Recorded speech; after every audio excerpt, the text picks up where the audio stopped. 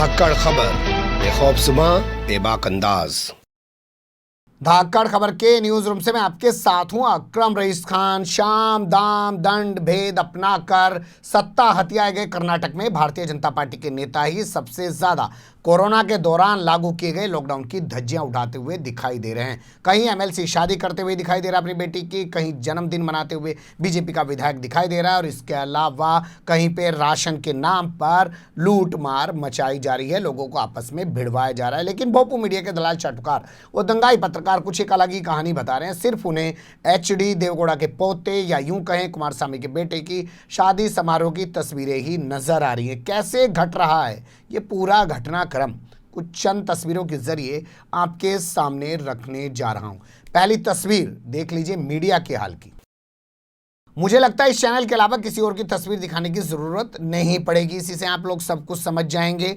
रात के 9 बजे डीएनए लेके आते हैं सुधीर चौधरी जी न्यूज पर, और इनसे बड़ा स्वयंभू देशभक्त ना कोई चैनल हो सकता है ना कोई एंकर हो सकता है। इस शादी के बारे में किस तरीके की वो बातें कर रहे हैं उन्हीं की जबानी सुन लीजिए।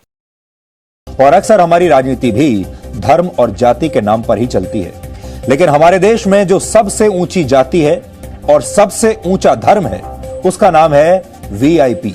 अगर आप इस वीआईपी जाति में पैदा हुए हैं, इस वीआईपी प्रजाति में पैदा हुए हैं, तो आप पर भारत का कोई कानून लागू नहीं होता। आप कुछ भी कर सकते हैं, ना तो आपको लॉकडाउन मानने की जरूरत है और ना ही कर्फ्यू आपको रोक सकता है, और तो और इस दौरान पुलिस भी आपकी सेवक बन जाती है।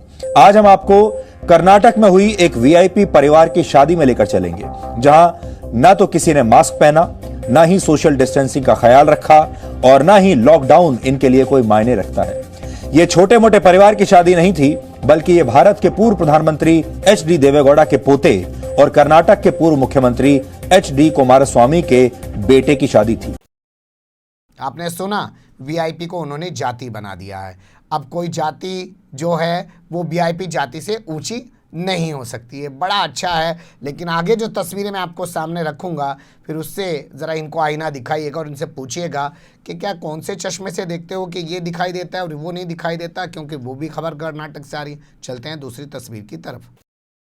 कर्नाटक का एक इलाका है कलबुर्गी, वहां पे बाकायदा मंदिर से एक यात्रा निकाली गई। तस्वीरें जब पूरे मीडिया में वायरल हो गई तो वहां का प्रशासन हरकत में आया। एक पुलिस अधिकारी समेत एक प्रशासनिक अधिकारी को सस्पेंड कर दिया गया, 5 लोगों को हिरासत में ले लिया गया। लेकिन ये खबर आपको यहाँ दिल्ली में बैठे हुए भोंपू मीडिया के पत्रकार नहीं दिखाएंगे, क्योंकि उन्हें दिखाना वही है जो वो दिखाना चाहते हैं, जिसके जरिए वो नफरत फैला रहे हैं। और अब डॉक्टरों के भी दिमाग इतने ख़राब हो गए हैं, वो कह रहे हैं विज्ञापन दे दे के कि हम मुसलमानों का इलाज नहीं करेंगे। मुसलमान आ रहा है तो कह रहे हैं भैया हम तेरा इलाज नहीं करने वाले हैं। पुलिस अधिकारी ईडा मोर्टिन मांग बनिहार के मुताबिक एक थानेदार समेत एक प्रशासनिक अधिकारी को सस्पेंड कर दिया गया है, 5 लोगों को हिरासत में ले लिया गया है। अब क्यों की है कार्रवाई ये थोड़ा सा समझ लीजिए। चितपुर तालिका पड़ती है, उसका एक गांव है रवुर। रवुर गांव के अंदर बताया जा रहा है सिद्धलेश्वर मंदिर है और यहाँ हर साल रथ यात्रा निकाली जाती है, लेकिन वो रथ यात्रा शाम को निकाली जाती थी। इस बार लॉकडाउन के चलते परमिशन नहीं मिली तो शाम की जगह सुबह को ही निकाली। पुलिस को जब इसकी भनक लगी तो पुलिस ने ये एक्शन लिया, यानी कि लॉकडाउन का पालन नहीं किया जा रहा है और तमाम नियम कानून को ताक पर रखते हुए ये सब काम किए जा रहे हैं। लेकिन ये तस्वीरें भोंपू मीडिया को नहीं दिख रही हैं। ऐसी ही तस्वीर अगर किसी मस्जिद से आती, किसी और जगह से आ जाती तो वो गला फाड़ फाड़ के चिल्ला रहा हो। तब तीसरी तस्वीर देख लीजिए। बेल्लारी से तस्वीरें हमारे पास आ रही हैं जो मैं सीधे आपके सामने रख रहा हूं।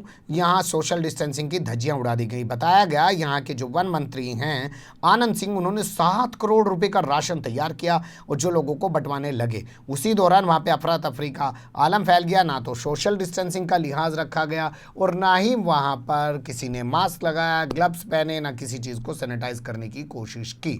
ये खबर भी मीडिया नहीं दिखा रहा है क्योंकि मंत्री बीजेपी का है। लेकिन एक चीज़ देखिए, जो खबर हमारे तक पास तक पहुंची है एनडीटी मीडिया के मुताबिक, अब इस खबर को वायरल कराने के पीछे ये भी मामला हो सकता है मंत्री का कि वो बताए और दिखाए कि देखो भाई मैं 7 करोड़ का राशन बंटवा रहा था। बता दें आपको, बेल्लारी जो है बड़े मालदार लोगों का इलाका बताया जाता है, यहाँ खनन का बहुत बड़ा कारोबार होता है। बेल्लारी बंधुओं के बारे में कौन नहीं जानता है। उन्हीं के दम पे उस वक्त जब BS येदियुरप्पा भ्रष्टाचार के मामले में फंसे थे, उन्हें अपनी कुर्सी गंवानी पड़ी थी, लेकिन बीजेपी फिर वापस उनको अपने पास ले आई और तमाम दाग उनके धुल गए। अब चौथी तस्वीर की तरफ चलते हैं।